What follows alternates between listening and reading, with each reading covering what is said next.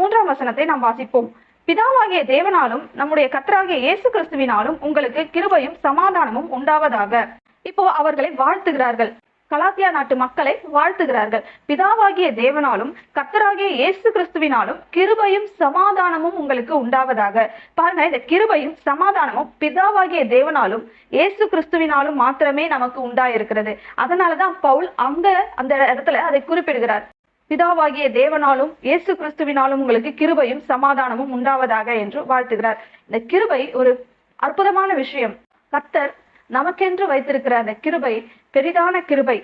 பாவம் பெருகின இடத்துல கிருபை அதிகமாய் பெருகிற்று என்று ரோமர் 5ஆம் அதிகாரம் 20ஆம் வசனம் சொல்லுகிறது.